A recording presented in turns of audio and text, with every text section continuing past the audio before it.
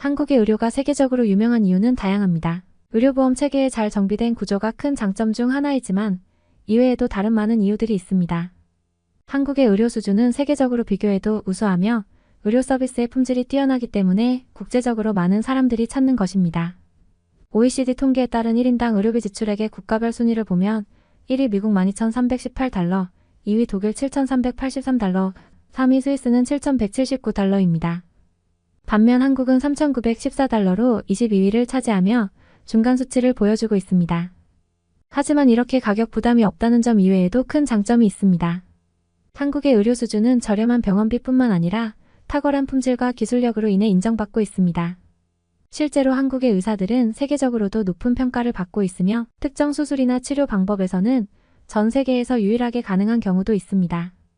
이렇듯 한국의 의료는 의료보험 체계의 효율성과 저렴한 가격뿐만 아니라 뛰어난 의료기술과 전문성으로 인해 세계적으로 유명한 것입니다.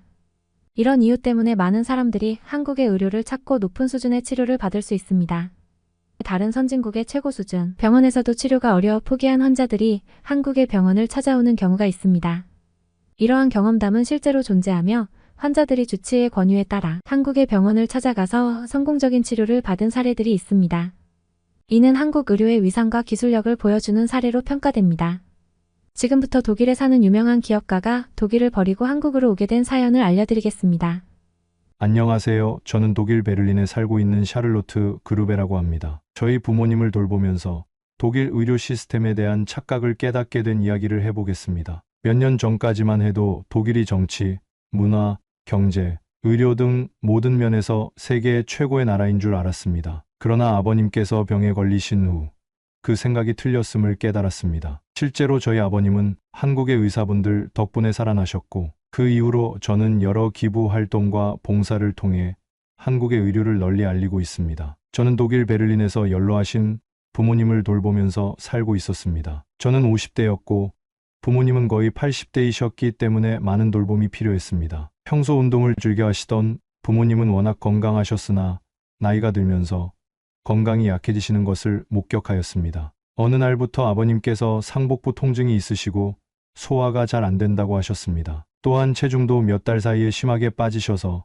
가까운 병원에 모시고 갔습니다. 평소에 술을 좋아하셨기에 심각한 병일 수도 있다고 걱정은 했지만 결과는 더욱 충격적이었습니다. 아버님의 췌장암이 이미 진행되어 치명적인 수준이라는 것이었습니다. 아버님은 괜찮으시다며 강한 척을 하셨지만 의사분은 아직까지는 포기할 정도는 아니라고 하셨습니다. 췌장을 완전히 제거하고 인슐린이나 소화효소 치료를 하면 생존 가능성이 있다고 말씀하셨지만 여기 병원 수준으로는 불가능한 수술이어서 대형 병원에 가야 한다고 했습니다. 그래도 아직 방법이 아예 없는 것은 아니어서 급하게 수술 비용을 마련하여 병원을 알아봤습니다. 독일에서 암수술은 매우 비싸지만 수술을 아예 받지 못하는 것이 아니니 이제라도 발견한 것을 다행이라고 생각했습니다. 독일의 의료 비용은 매우 비싸지만 돈만 낼 수 있다면 최고의 서비스를 제공한다고 믿고 있었기 때문이었습니다. 그래서 저는 부모님과 함께 독일 최고의 병원 중 하나인 하이델베르크 대학병원에 찾아갔습니다. 하이델베르크 대학병원은 독일 바덴비르텐베르크주에 위치한 독일의 최고의 의료 시설 중 하나로 꼽힐 정도로 유명한 곳입니다.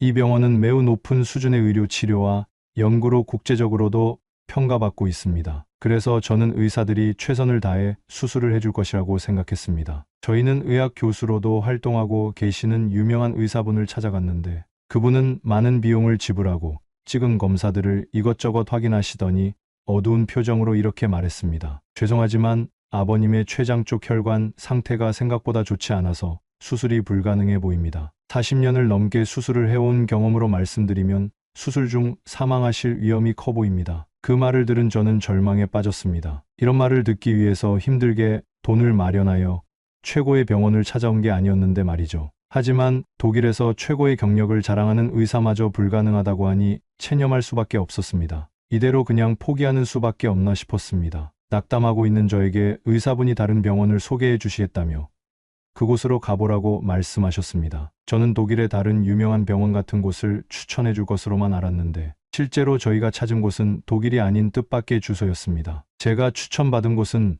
바로 한국이라는 나라에 있는 한 종합병원이었습니다. 독일도 미국도 아니고 뉴스에서 몇 번 들어본 것이 전부인 한국이라는 나라의 병원이 과연 독일의 최고 병원에서도 불가능한 수술을 할 수 있을지 반신반의했는데 고민하고 있는 제 표정을 보더니 그 의사분은 이렇게 덧붙이셨습니다. 몇 년 전 한국 의사들과 의료학회 관련해서 교류를 해본 경험이 있었는데 그때 한국의 췌장암 수술 수준을 보고 깜짝 놀라서 가르쳐 달라고까지 한 적이 있었습니다. 결국 제가 한국 의사들의 수준까지 따라가지는 못했지만요. 뭐든지 독일이 최고인 건 아닙니다. 확실한 건 아니지만 한국 의사분들이 아버님을 살릴 수도 있어요. 어차피 다른 선택지는 없었기에 저는 여기에 가능성을 걸어보기로 했습니다. 사실 아버님은 그때 거의 자포자기 상태셨습니다. 독일에서 권위가 있는 병원에서도 안 된다는 수술인데 다른 나라 의사가 어떻게 하겠냐고 말씀하셨습니다. 저희 아버님은 옛날 분이셔서 한국에 대해 아시는 것은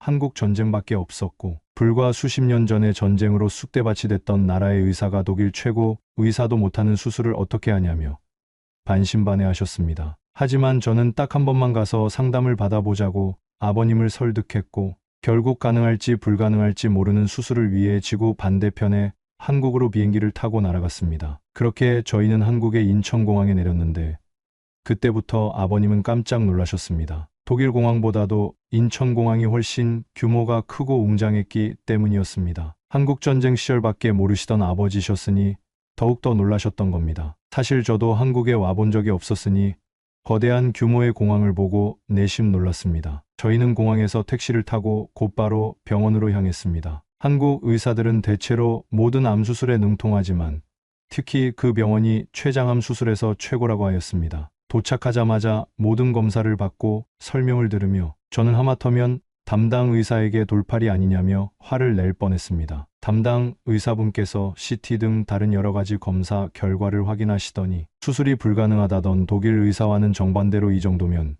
충분히 췌장암 수술이 가능하다고 하시는 겁니다. 독일 의사들은 시도조차 불가능하다던 수술이었는데 여기서는 충분히 가능하다고 하니 게다가 췌장을 모두 다 떼내는 수술이 아니라 어느 정도 보존할 수 있으며 수술 후에도 호르몬 치료와 관리를 잘하면 추후 합병증도 어느 정도 예방하면서 남은 여생을 사실 수 있다고 하니 저는 처음에 거짓말이나 허풍인 줄 알고 그 의사에게 화를 낼 뻔하였습니다. 그런데 그 의사분은 웃으시면서 한국은 췌장암 수술에 대해 가장 잘 아는 국가이며 우리 병원의 췌장암 수술 건수는 세계에서도 손꼽힌다고 말씀하셨습니다. 저는 그제서야 의사분의 말이 거짓말이 아님을 깨달았고 최종적으로 이 병원에 아버님의 수술을 맡기기로 결심했습니다. 아버님도 처음에는 반신반의하셨지만 실제로 병원의 수술 실적을 검색해서 보여드리니 진짜로 독일보다도 더 뛰어난 것 같다고 말씀하셨고 수술을 잘 부탁한다고 의사분께 간절히 말씀하셨습니다. 그렇게 수술날이 되었고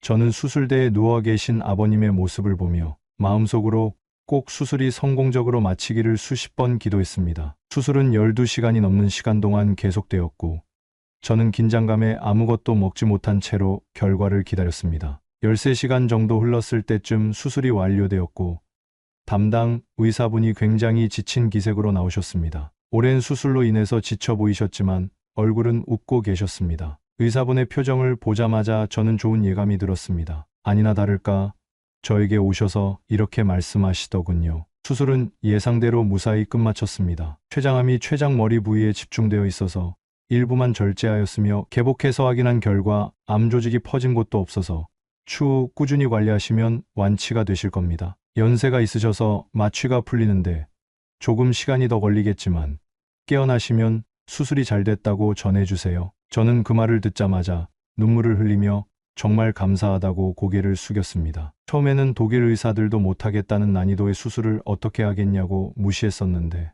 이렇게 실제로 저희 아버님의 목숨을 구해주었으니 그저 감사하다는 말밖에 할 수가 없었습니다. 게다가 더욱 놀랐던 것은 치료비였습니다. 저희는 수술을 위해서 한국에 잠깐 들른 외국인 입장이라서 한국의 그 좋다는 건강보험을 적용받지 못해서 수술비 폭탄을 맞을 거라 생각했는데 보험 적용이 안 되었는데도 병원비가 생각보다 많이 나오지 않았습니다. 그제서야 한국의 의료가 왜 이렇게 세계적으로 명성이 높은지 알게 되었습니다. 특정 분야에서는 독일마저도 뛰어넘는 높은 수준의 의료임에도 독일 같은 수억 원의 의료비 폭탄이 없으니 그 위상이 높을 수밖에 없던 것이었습니다. 지금은 완치가 되셔서 일상을 완전히 회복해 저와 함께 독일로 귀국한 저희 아버님도 똑같은 말씀을 하셨습니다. 한평생 독일에 살면서 비싼 의료비를 내더라도 세계 최고 수준의 치료를 받는 줄 알았는데 한국은 그것보다 가격은 10분의 1인데 오히려 수술을 독일보다 더 잘한다면서 말이죠. 그래서 앞으로 만약 다시 저희 부모님이나 제가 아픈 일이 생기면 독일 병원은 뒤도 보지 않고 한국에 가서 수술을 받으려고 마음먹었습니다. 다시 한번 저희 아버님의 목숨을 살려주신 한국 의사분들과 의료진들께 감사를 드립니다. 사연 잘 들으셨나요? 이와 같이 한국의 의료 시스템은 건강보험 체계로 유명하지만 단순히 건강보험뿐만 아니라 의료 수준 자체가 상당히 높은 것으로 알려져 있습니다. 이런 이유로 한국의 의료계는 국제적으로도 고도의 평판을 얻고 있으며 매년 독일의 유명 대학병원과 한국의 의료기관 간 교류가 활발히 이루어지고 있습니다. 이러한 교류로 인해 의학과 의료기술의 혁신을 촉진하고 환자들에게 더 많은 혜택을 제공하고 있습니다. 한국에 살고 있는 이 사실을 자랑스럽게 여기며 지금 이 순간에도 환자들을 위해 열심히 진료하며 돌봐주시는 한국의 의료 종사자들에게 감사의 인사를 전하며 오늘의 영상을 마치겠습니다. 세계 최고의 한국을 꿈꾸는 감동뭉클 채널이었습니다. 구독과 좋아요를 누르시고 다음번에 올라오는 감동뭉클한 새로운 영상 소식도 받아보세요.